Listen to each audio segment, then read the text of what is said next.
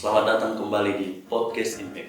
Iman, motivasi, pergaulan, akademik, cinta, dan transformasi. Tempat kita berbincang ringan tetapi membawa makna yang sangat mendalam. Di episode kali ini, kita akan membahas tentang perjalanan yang sangat penting, tentang bagaimana kita melakukan pengembangan pribadi terkhususnya untuk kita orang-orang muda di tengah segala kesibukan kita. Kita akan mengupas tuntas tentang pengembangan diri, pembentukan karakter, dan bagaimana agar iman itu bisa menjadi fondasi yang kuat dalam kehidupan kita. Dan hari ini tentu kita akan ditemani dengan narasumber yang luar biasa, yang tentunya telah melewati dan telah mengalami, memiliki pengalaman dalam bidang tersebut, yaitu Sir Alvin Sumanti, yang akan memberi banyak pelajaran kepada kita tentang bagaimana kita bisa menjadi pribadi yang berkembang semenjak masa kuliah, karena Sir juga konsen dalam pengembangan diri dan khususnya bagi orang-orang muda. Halo Sir, apa kabar? Halo, selamat pagi Rio. Selamat pagi teman-teman mahasiswa atau siapapun yang mengikuti podcast pada hari ini. Terima kasih ya untuk kesempatan boleh join di podcast Impact. Jadi harapan kami bincang-bincang saat ini boleh membawa impact ya bagi semua yang akan mendengar. Oke.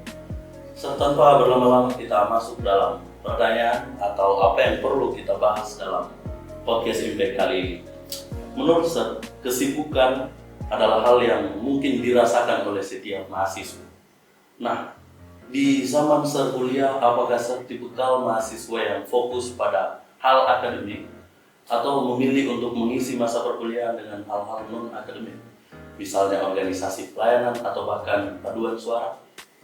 Sir, dalam hal ini di bagian yang mana? Apakah Sir mahasiswa yang fokus dalam hal akademik atau non-akademik? Waktu kuliah pas datang itu tahun 1999, kita suka untuk join dengan pertama paduan suara, kemudian diajak ada dan juga kemudian ada organisasi. Kebetulan kita kenal dengan senior, jadi kita join. Tetapi ketika belajar, ketika ada tugas, saya akan memastikan bahwa saya mengerti tugas dimasukkan dengan tepat waktu, saya mempersiapkan diri untuk ujian dan seterusnya. Jadi akademik itu tetap merupakan hal yang menjadi perhatian saya, tapi saya tidak hanya membatasi diri saya untuk fokus di akademik dan seterusnya. Saya juga ingin untuk bergabung dengan kegiatan-kegiatan lain. Dan ternyata kegiatan-kegiatan tersebut membantu saya untuk mengembangkan diri saya, karena saya bisa belajar dari kakak-kakak kelas, senior-senior tentang berorganisasi di paduan suara ataupun di organisasi maupun kegiatan ekstrakurikuler lain. Oke. Jadi ternyata di dalam perkuliahan kita tidak hanya mendapatkan pelajaran dari hal akademik, tetapi di luar akademik, misalnya non-akademik, kita juga boleh mendapatkan pengembangan pribadi. Oke.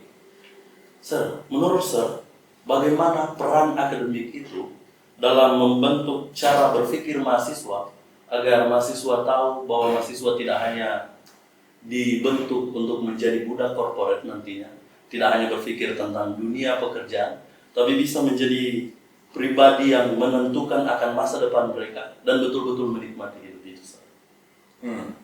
Baik, itu pertanyaan yang sangat penting. Itu pertanyaan yang sangat penting. Waktu saya masuk ke Unklab itu pertama saya tidak berpikir saya mau kerja di mana. Mungkin itu sesuatu yang salah. Itulah sebabnya sejak sekarang para mahasiswa dituntut oleh memikirkan kemana nanti.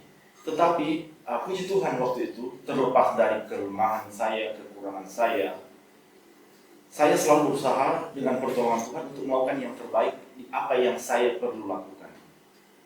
Jadi di perkuliahan saya itu, kami mahasiswa itu dituntut untuk memiliki prioritas. Prioritas itu, dan apa itu prioritas? Itu akademik.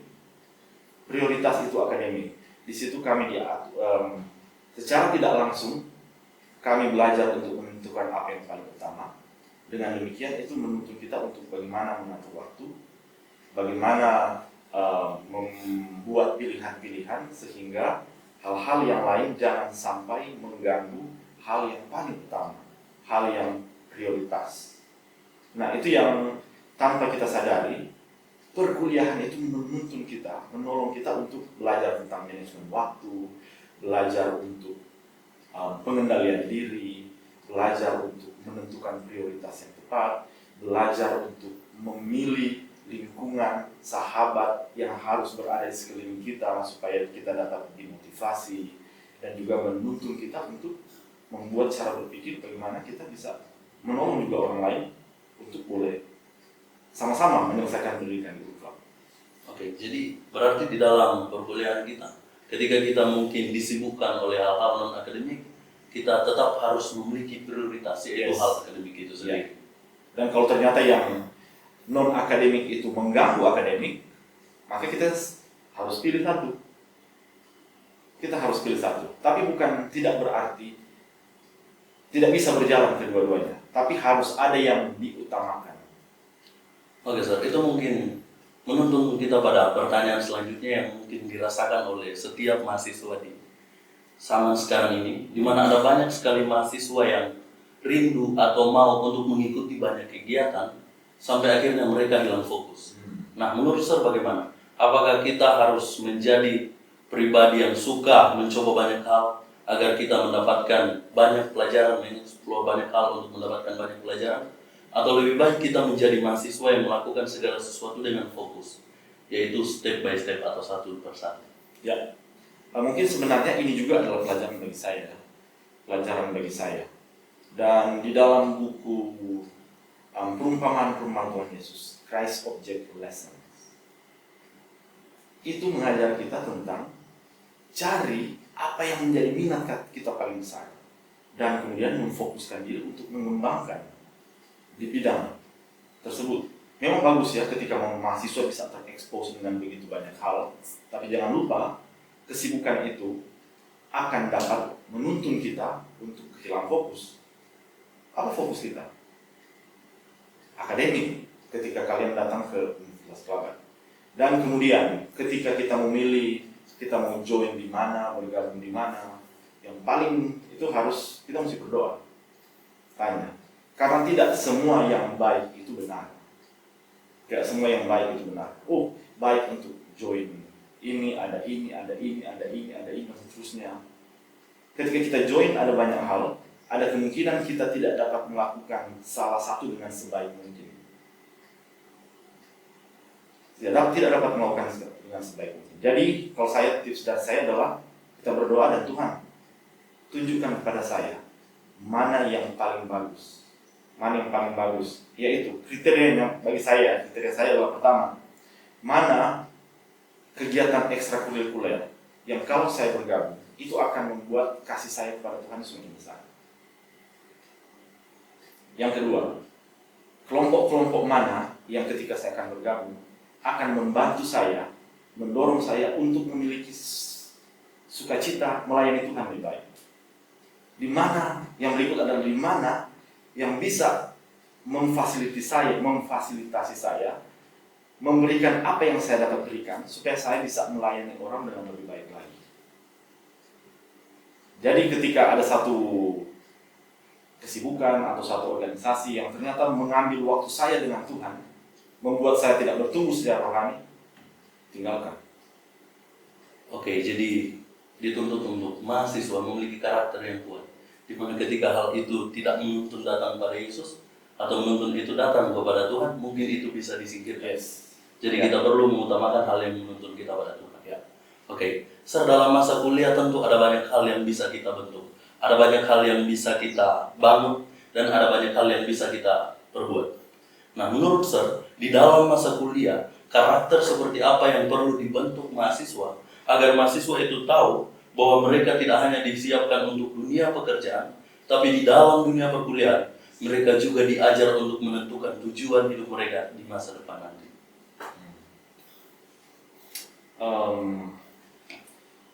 Kalau bagi saya, di Amsal 26, banyak orang menyebut diri mereka baik hati, tetapi orang yang setia siapakah akan mendapatkan? Kesetiaan itu sekarang ada komoditas yang sulit. Kesetiaan. Ketika orang itu tidak setia kepada Tuhan, bagaimana kita, seorang pimpinan, akan memastikan bahwa dia akan setia kepada pimpinan? Ketika seseorang tidak setia kepada Tuhan, bagaimana seorang pasangan mengharapkan dia setia kepada pasangan? Jadi, yang paling pertama itu adalah kesetiaan. Kesetiaan, itu karakter kesetiaan. Dan kesetiaan itu harus kesetiaan kepada Tuhan. Dan di tempat inilah, di Universitas Kelabat, itu mahasiswa-mahasiswa setiap hari terekspos dengan morning worship, evening worship, ada kelas agama di mana mereka diajar, diingatkan untuk setia kepada Tuhan, kepada penurutan, bukan kepada keinginan sendiri. Karena ketika keinginan sendiri, itu ada jalan yang disangka orang lurus, tapi ujungnya, yes, exactly, menuju maut. Jadi kesetiaan kepada Tuhan itu artinya bergantung kepada Tuhan. Tuhan, apa yang kita mau buat? Apa yang kita akan buat? Apa yang kita akan buat? Karena bukan nanti di pekerjaan mereka akan diperhadapkan dengan dilema. Sejak di bangku kuliah pun itu ada dilema-dilema yang diperhadapkan kepada mereka dan mereka harus memilih salah satu. Dan ketika mereka tidak mengutamakan Tuhan, maka itu akan bingung memilih yang mana. Tetapi ketika kita mengutamakan Tuhan, maka pertanyaan itu bukan mau pilih yang mana, tapi pertanyaannya adalah yang mana yang sesuai dengan kehendak Tuhan. Itu yang kita akan ambil. Jadi memang fondasi itu adalah kesetiaan kepada Tuhan. Oke, jadi menurut saya, karakter yang harus dibentuk dalam masa kuliah itu adalah kesetiaan. Yes. Dan kampus mengambil peran yang penting untuk membantu pembentukan itu. Ya. Oke. Dasar, setiap mahasiswa tentu dipersiapkan untuk dunia pekerjaan nantinya. Untuk berada dalam satu ladang pekerjaan, untuk berada dalam satu tempat di mana dia boleh menunjukkan skill yang dia dapatkan atau melakukan apa yang telah dia pelajari. Nah, menurut Sir, bagaimana supaya setiap mahasiswa bisa tahu bahwa pekerjaan itu bukan hanya sebagai tempat untuk menunjukkan skill dan melakukan pekerjaan, tetapi itu bisa menjadi tempat dari pelayanan untuk menunjukkan kesetiaan yang telah saya bahas tadi, terkhususnya kesetiaan kepada Tuhan. Nah, itu yang mungkin kita ingin, kami khususnya di fakultas ya. Di fakultas itu untuk memberikan suatu world view, cara memandang kepada para mahasiswa. Karena cara mahasiswa memandang sesuatu itu akan menentukan tindakan apa yang dia akan buat. Contoh, jika cara memandang itu adalah bagaimana supaya saya bisa mendapatkan hal yang besar bagi saya, bagaimana supaya saya dapat mendapatkan posisi yang terbaik di perusahaan nanti, itu akan menentukan tindakan-tindakannya. Apakah tindakannya itu baik atau tidak, itu akan menuntun dia untuk mencapai apa yang dia inginkan sesuai dengan apa yang dia pikirkan. Nah, di Fakultas Ekonomi dan Bisnis atau khususnya Universitas Kelabat, world view yang coba kita bangun itu adalah bagaimana para mahasiswa ketika mereka akan keluar dari Universitas Kelabat, mereka akan melihat dunia itu sebagai ladang misi mereka. Jadi pertanyaannya itu bagaimana supaya saya menjadi yang terbesar di dunia, bukan bagaimana supaya saya bisa mendapat yang terbaik dari dunia, tapi pertanyaannya adalah bagaimana supaya saya bisa memberikan yang terbaik bagi dunia, bagaimana saya bisa memberikan pelayanan yang terbaik bagi dunia, bagaimana ketika saya datang, saya bisa membawa perbedaan, membawa perubahan, karena Tuhan menyertai saya. Dan ini akan menentukan cara mereka bertindak, akan menuntun mereka untuk berdoa, Tuhan mau tuntun saya bekerja di tempat di mana? Apakah saya harus berada di gedung-gedung yang tinggi, gedung-gedung pencakar langit, atau di tempat-tempat yang sederhana yang tidak ingin dikunjungi oleh orang? Itu akan menuntun dia untuk bertanya, Tuhan, bagaimana saya boleh melayani di tempat ini sehingga waktu saya berada di sini, waktu saya berada di perusahaan ini, atau saya berada di tempat-tempat terpencil, itu orang boleh melihat bahwa Tuhan ada di sana bersama-sama saya. Oke, jadi bagaimana supaya mahasiswa tahu pekerjaan itu bukan cuma tentang sekedar tempat untuk menunjukkan skill, tetapi bisa jadi tempat untuk pelayanan dengan bertanya kepada Tuhan. Yes. Dan saya percaya dengan mereka memiliki hubungan yang baik dengan Tuhan, itu Tuhan akan mengubah cara berpikir kita. Tuhan akan mengubah cara berpikir kita, dan kita akan memiliki cara berpikir seperti Yesus. Sehingga tujuan kita adalah dengan skill yang dibekali di Unclub, dengan mindset yang ada di Unclub, itu Tuhan akan membuat perubahan di mana Tuhan akan membawa kita. Oke, Sir.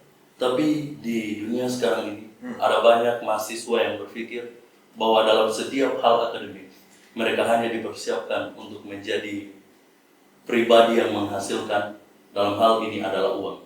Mereka dituntut hanya untuk mendapatkan kesuksesan sekarang itu hanya diukur tentang bagaimana besar penghasilan dari orang tersebut.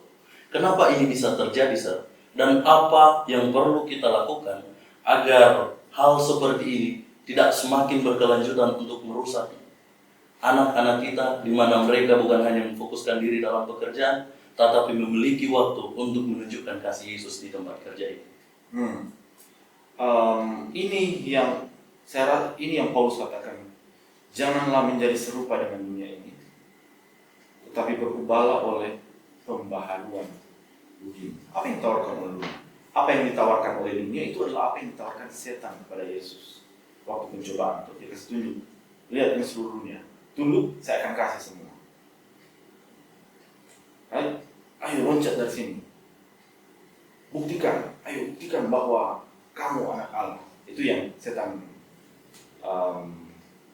cobai Yesus untuk lakukan. Nah, itulah pemikiran yang dicoba oleh dunia. Nah, yang pemikiran yang ingin Allah lakukan adalah kita memiliki satu pandangan yang berbeda. Bukan untuk mendapatkan sesuatu darinya. Tidak salah mendapatkan sesuatu untuk memenuhi kebutuhan kita, tapi itu bukanlah fokus utama. Kristus meninggalkan segala sesuatu supaya dia dapat memberikan sesuatu. Kristus meninggalkan berkorban supaya dia boleh membawa kehidupan. Dan itu pemikiran. Dan itu yang dibentuk dari tempat berkuliah. Secara tidak langsung, metode pembelajaran di Unclub itu mempersiapkan mahasiswa dengan mindset untuk melayani. Itu untuk memberikan, untuk membawa kehidupan kemana Allah nanti akan membawa mereka untuk berkarya. Oke, jadi berarti ketika kita masih berada dalam bangku perkuliahan, kita harus menentukan karakter yang kuat, yaitu kesetiaan, untuk membantu kita menemukan fokus utama kita yang bukan hanya tentang dampak dari apa yang kita lakukan untuk dunia, melainkan ketika kita melakukan sesuatu dan kita mendapatkan itu dari Tuhan. Ya, jadi bukan hanya fokus tentang pendapatan dunia, tetapi lebih ke apa yang Yesus berikan. Dan Tuhan kasih tahu toh bahwa Bapamu yang di surga mengetahui bahwa engkau memerlukan semuanya itu. Apa itu? Di Matius 6 itu tentang pakaian, makanan, dan Bapa di surga mengetahui bahwa kita membutuhkannya. Dan kemudian di Matius 6 ayat 33 dibilang apa? Tetapi carilah dahulu kerajaan Allah dan kebenarannya, maka yang lain itu akan. Bapa itu tidak akan pernah membiarkan umat-umatnya itu kekurangan. Allah akan selalu menyediakan segala kebutuhan kita. Itu Filipi 4:19. Allahku akan memenuhi segala keperluanmu menurut kekayaan dan kemuliaan dalam kemuliaannya. Jadi ternyata fokus kepada Allah itu menomorsatukan Allah yang pertama itu bukan hanya menuntun dan menjadikan manusia itu sebagai pribadi yang setia, tetapi ternyata akan memberi dampak kecukupan bagi manusia itu sendiri. Ya. Oke, mungkin ini pertanyaan yang terakhir, Sir. Bagaimana iman dan spiritualitas bisa menjadi fondasi yang menjaga kita tetap kuat di tengah tekanan akademik, karir, dan pilihan hidup? Ya. Memang sekarang isu besar itu mental health. Bukan cuma di mahasiswa, di luar gedung-gedung akademik juga itu banyak orang, khususnya mahasiswa, diperhadapkan dengan tekanan-tekanan yang besar, sehingga beban mental itu begitu besar. Tapi puji Tuhan, di dalam Alkitab, Matius 6 ayat 24 dan seterusnya, Yesus bilang, setiap orang yang mendengarkan perkataanku dan yang melakukannya, ya seperti orang yang bijaksana yang mendirikan rumahnya di atas batu. Apa yang terjadi? Hujan datang, angin datang, banjir datang, tetapi rumah itu tetap kokoh. Mengapa? Ia didirikan di atas batu. Para mahasiswa, dimanapun mereka berada, apakah di Universitas Kelabat, atau di belahan lain dari bumi Indonesia, atau di negara lain di luar Indonesia, diperhadapkan dengan tekanan-tekanan yang sama, apakah itu akademis, non-akademis, apakah dari pergaulan, apakah ada masalah di rumah, atau apakah ada masalah finansial, atau masalah-masalah yang semuanya sama. Yang akan membuat perbedaan adalah di mana mereka membangun diri mereka.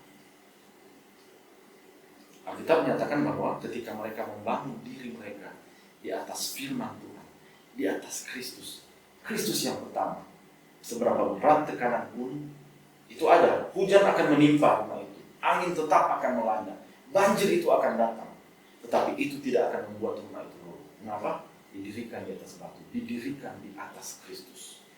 Jadi fondasi yang paling besar itu adalah Kristus, itu firman-Nya. Ketika ada masalah, datang kepada Kristus, cari di atas firman-Nya.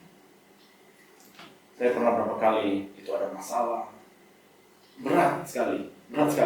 Tetapi puji Tuhan, saya baca Alkitab, saya bilang, Tuhan ada bilang di Alkitab seperti ini dan saya percaya. Dan Tuhan menolong.